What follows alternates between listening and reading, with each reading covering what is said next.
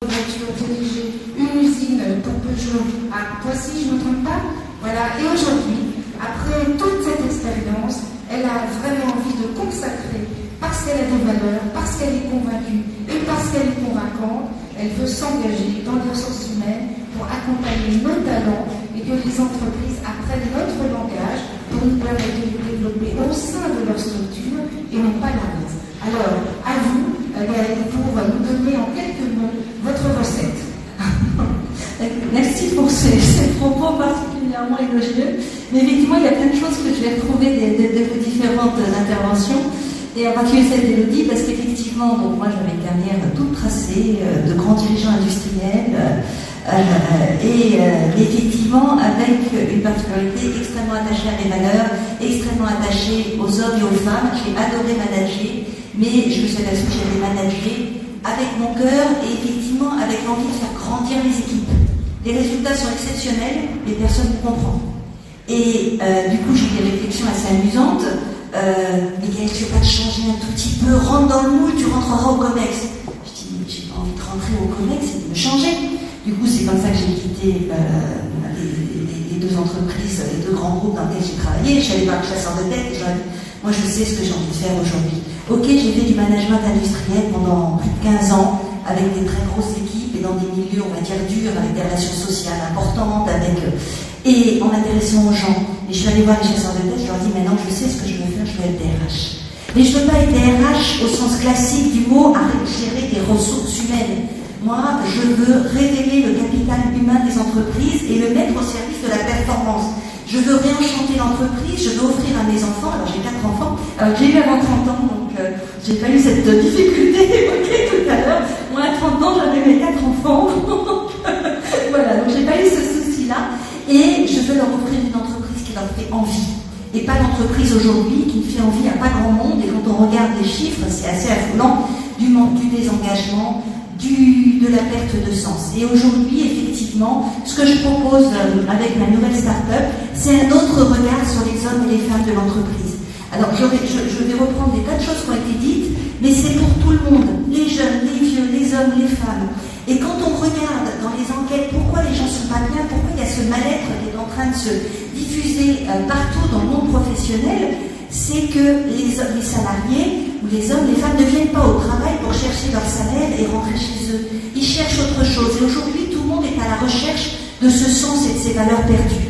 Et donc, on propose un autre regard sur les hommes et les femmes, un autre regard que celui qui a été engendré par cette transformation digitale et numérique un peu trop, qui s'est peut-être fait trop vite et qui a fait oublier que l'entreprise, c'est avant tout des hommes et des femmes. Et cette vision ultra-financière a fait qu'aujourd'hui, les ressources humaines sont regardées comme des ressources, comme des coûts qu'il convient souvent de réduire. Et ce côté très numérique, les salariés sont devenus comme des cases, des CV. Quand on regarde le recrutement, parce que nous, on s'intéresse à toute l'expérience employée, du recrutement jusqu'à la gestion de la mobilité, jusqu'à l'évaluation des talents, c'est souvent, on est dans des cases, des cursus tout faits. Effectivement, on ne passe pas d'ingénieur au RH. On ne passe pas de directeur d'usine à DRH. Non, ça ne se fait pas, c'est pas ça, c'est pas ce qui est prévu.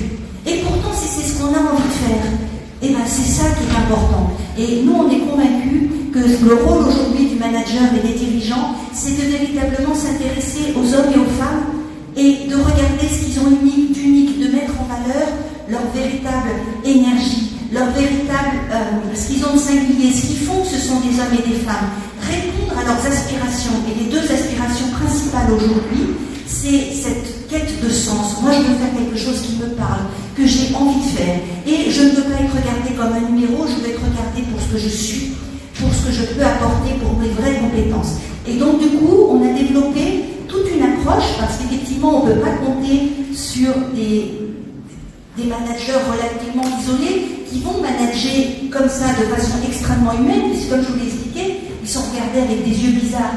Il n'y a pas d'outils, on s'intéresse aux gens, mais non, mais t'es trop gentil, t'es trop maternel, c'est pas le sujet, c'est le KPI, t'as tel objectif, ton rôle c'est de donner des ordres. Non, le rôle du manager aujourd'hui, le rôle du leader, ce n'est plus de donner des ordres et d'organiser le travail des autres. C'est de révéler le vrai talent individuel, de mettre en lumière le vrai capital humain et de positionner ce capital humain au bon endroit, c'est-à-dire là où il pourra plus s'exprimer.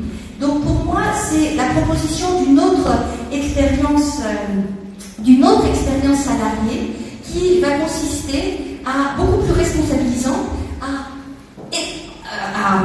inciter tout le monde à vraiment exprimer ce qu'il a envie de faire. Je ne sais plus laquelle d'entre vous en a parlé. C'est très important de s'intéresser aux vraies aspirations, parce que les gens ne seront jamais meilleurs que s'ils sont eux-mêmes, et si on les regarde pour ce qu'ils sont, et ce qu'ils font, et s'ils font ce qu'ils ont envie de faire. Donc pour moi, cette expérience salariée qui commence du recrutement, il ne faut pas recruter un CV, il faut recruter la personne qui va être capable de relever vos enjeux au bon moment, au bon endroit. Et donc l'idée, pour les managers, c'est d'être révélateur des talents, mais également catalyseur de potentiel en positionnant les gens au bon endroit avec les bonnes personnes.